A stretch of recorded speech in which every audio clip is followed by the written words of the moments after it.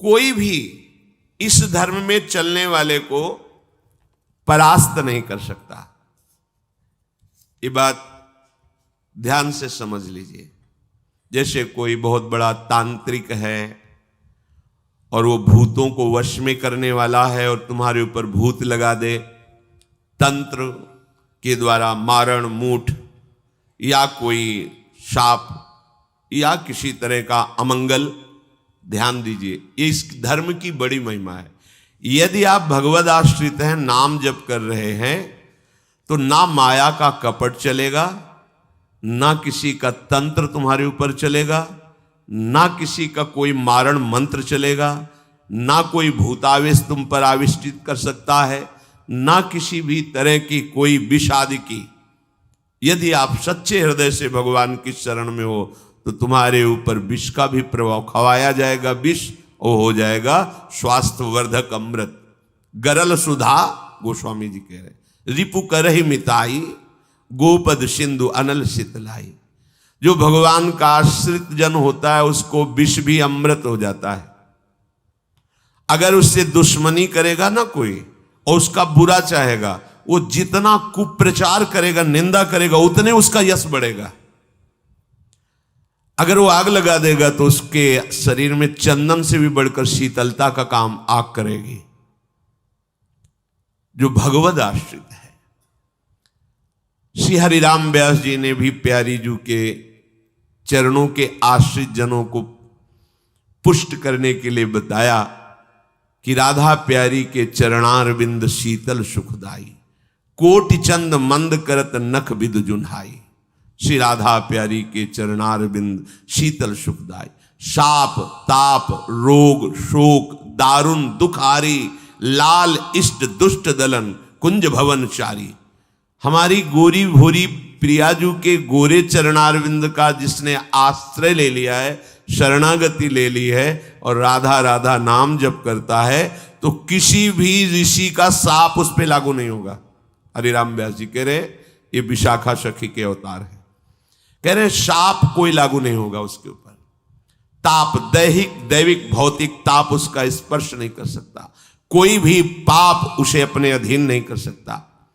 किसी का भी तंत्र मंत्र उसके ऊपर लागू नहीं हो सकता, क्योंकि ये चरणारविंद लालजू के भी इष्ट है और ये चरणारविंद दुष्टों की दुष्टता का दलन करने वाले और हृदय में प्रेम प्रकाशित करने वाले हैं। कोई भी भयानक से भयानक रोग तुम्हारे शरीर पर हो सकता है, पर वो तुम्हें अधीन नहीं कर पाएगा।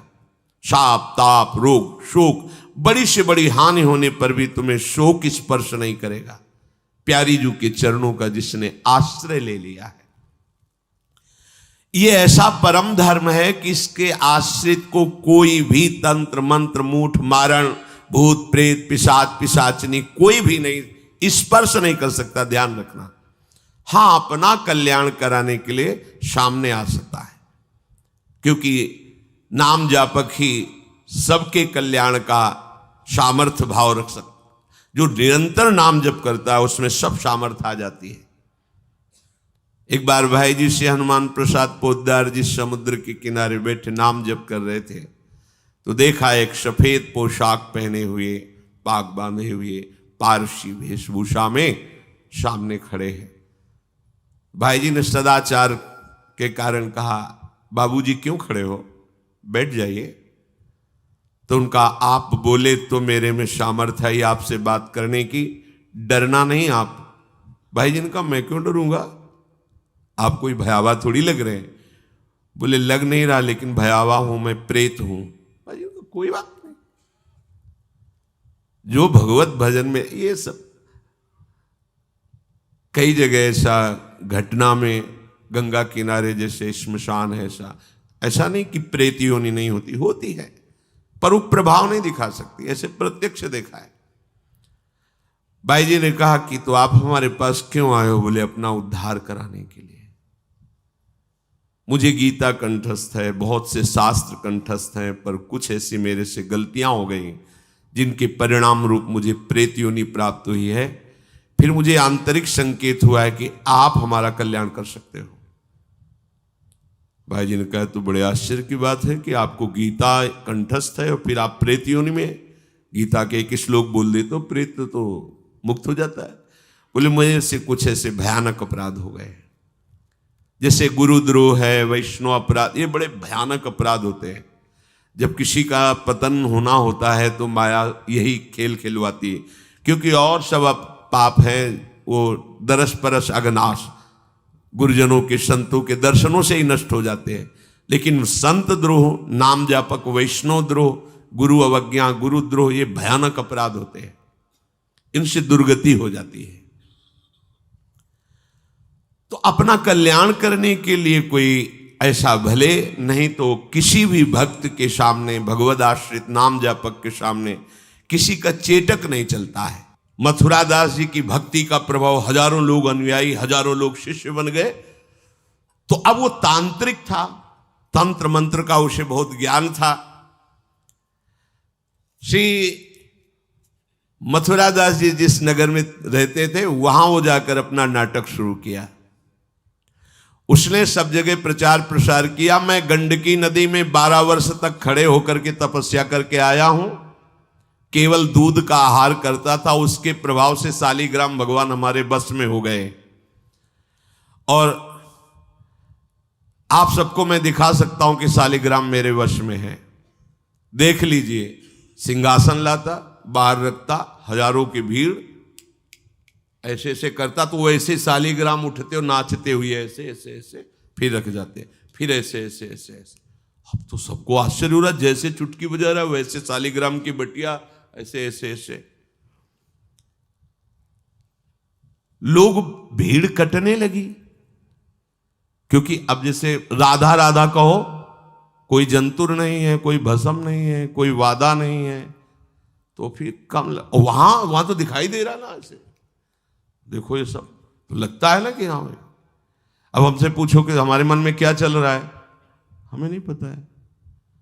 हमें ये देखना है कि हमारे प्रिया जो के मन में क्या चल रहा है। मन मन की रुचि जानिने, मुझे अपनी लाडली की मन की जान के उनकी परिचर्या में रहना है कि तुम्हारे मन की जान के तुम्हारी परिचर्या में रहना है। हाँ, तुम यदि मन से ऊपर उठना चाहते तो हमारी बात मान लो, मन को अधीन करके, और मन के अधीश्वर भगवान में तुम्हारा प्रेम हो जाए, तुम्हारा जीवन कृतार्थ हो जाए। अब वहां नाम नंद नंदन का भजन पद्धति, तो जो कमजोर लोग थे उन्होंने कहा कि आज तक कोई चमत्कार तो दिखाया नहीं मथुरा दास जी ने। देखो ये हैं संत, 12 वर्ष से दूध पी के गंडकी नदी, 12 मिनट भी नहीं खड़ा होगा कभी। अब भेंट जो जितनी चढ़ाएगा उतने उसके दुख नष्ट होंगे। अरे भैया वहां तो रुपया सब समेटता, फिर दूसरे मोहल्ले में, पूरे गांव में अब तो जय जयकार, शालिग्राम भगवान को नचा।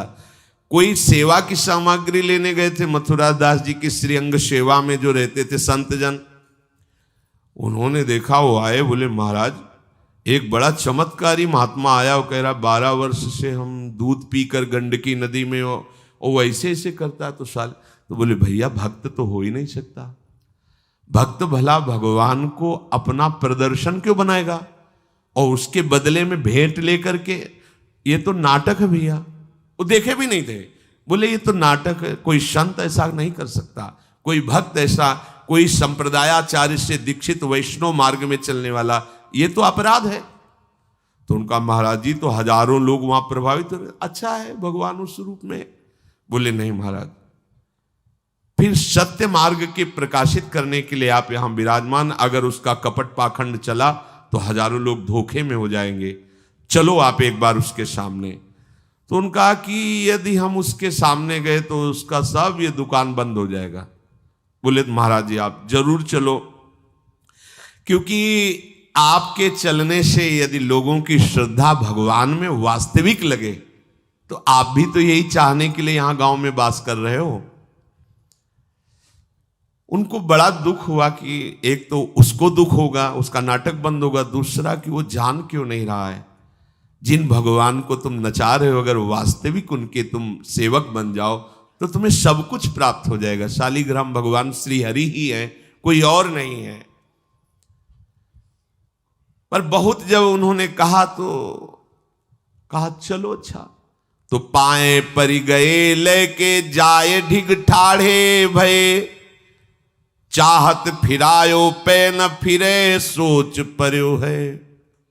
जान गयो आप कछु याही को प्रताप ये पे, मारो करि जाप यो विचार मन धर्यो है। मुठी ले चलाई भक्ति तेज आगे आई नाही, वाही लपटाई भयो ऐसो मानो मर्यो है। हुए करि दयाल जा जीवायो समझायो, प्रीति पंथ दर्शायो ही भायो शिष्य कर्यो है। सभी शिष्यों ने चरण पकड़ करके मथुरा दास जी को मनाया कि आप वहां चले। तो आप गए सादे वस्त्र, एकदम सहज स्वरूप साधु का। जाके भीड़ भी इनके साथ है कि भाई मथुरा, उनका भी प्रभाव था तो बहुत सी भीड़ साथ गई। जाकर के गांव वालों ने कहा कि भैया वो आप जो स्वामी जी दिखाते थे शालिग्राम भगवान का चमत्कार वो दिखाइए, हमारे गुरुजी आए हुए हैं।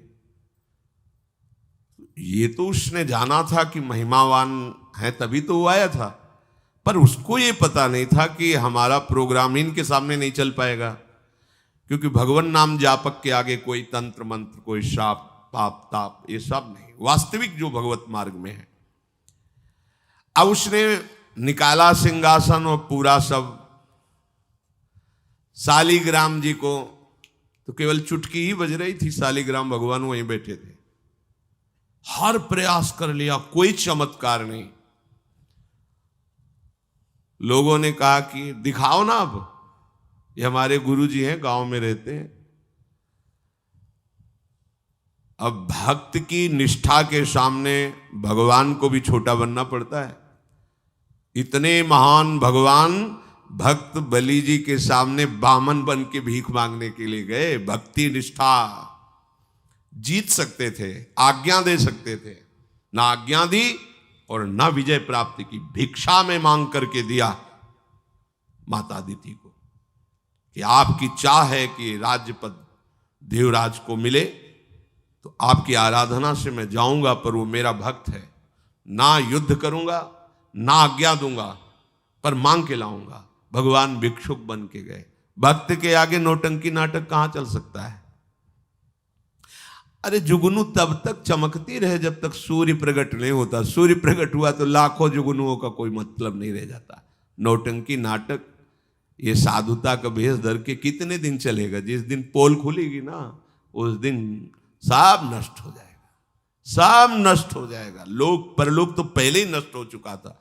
पाखंड न करे।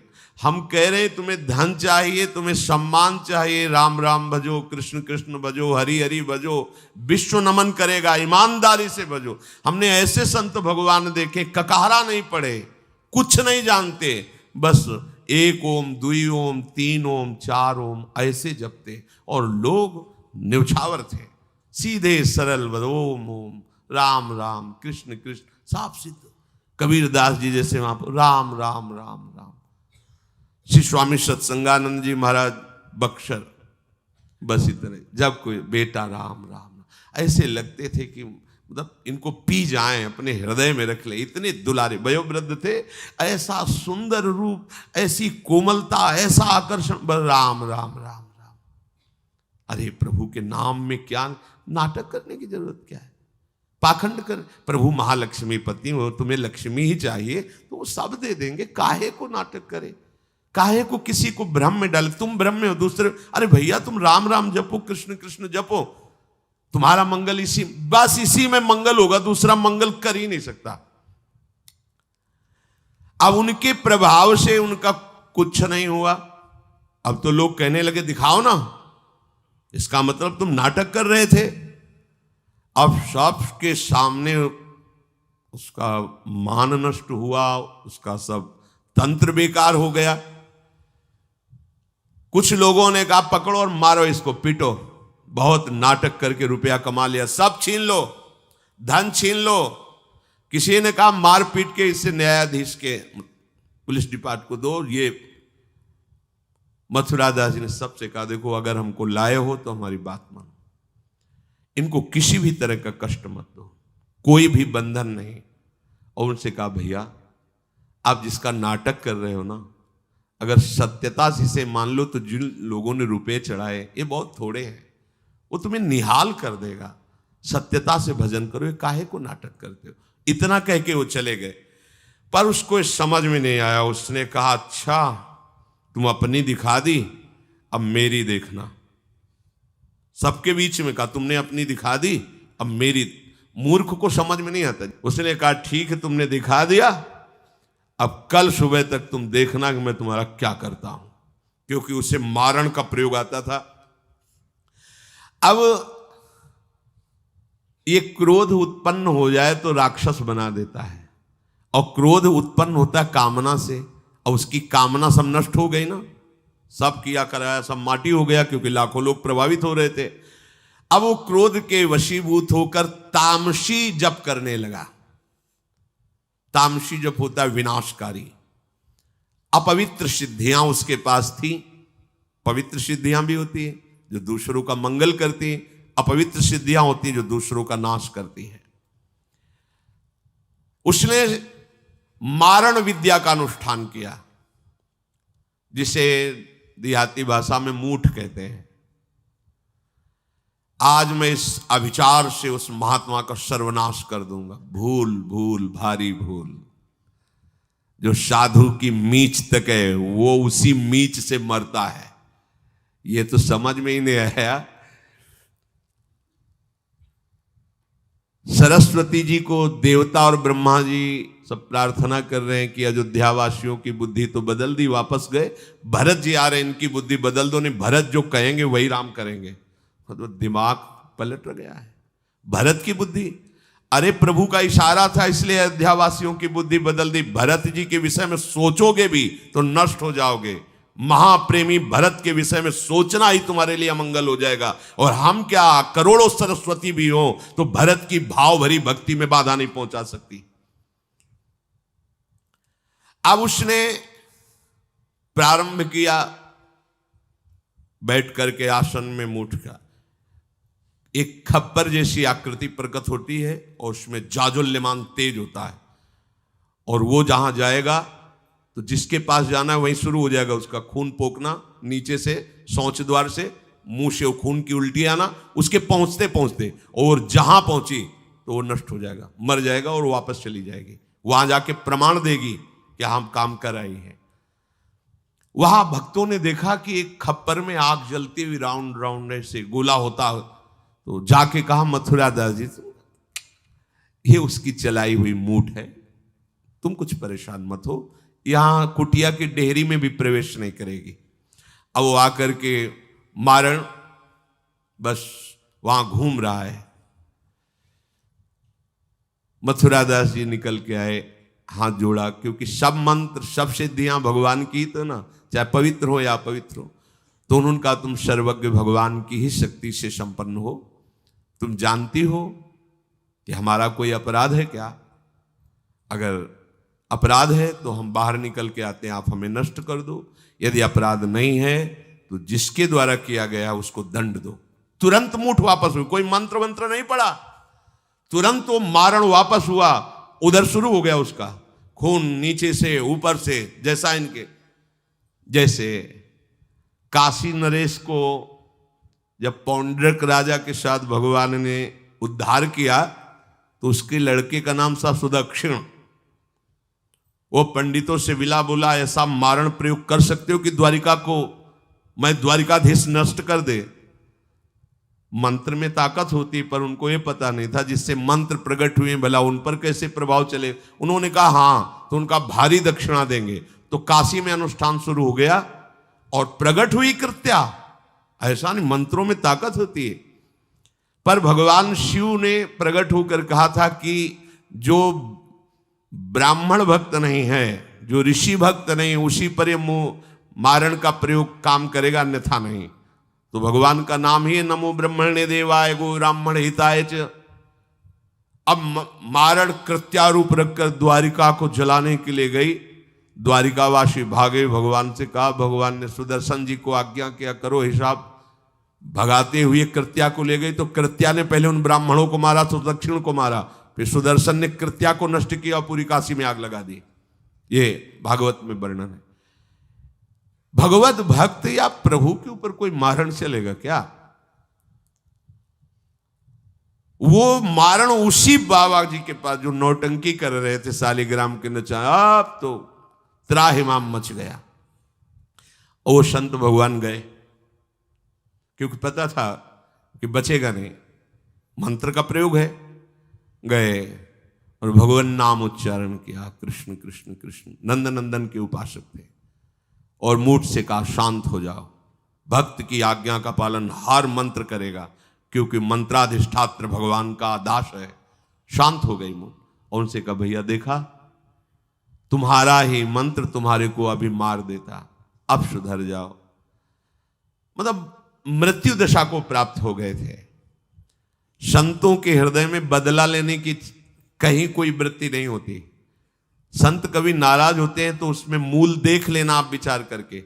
आप जब अपना अमंगल करना अपना, तब वो आपसे नाराज होंगे। अगर आप उनका कोई कष्ट, वो नाराज नहीं होंगे, वो सह जाएंगे और आपका मंगल मनाएंगे। जब आप अमंगल अपना कर, तब वो डांटते हैं। अगर आप वो ये देख लें कि आप प्रहार कर रहे हो, तो फिर वो नहीं, फिर तो तुम्हारा मंगल मनाएंगे, आप उनको मारो, कभी डांटेंगे नहीं।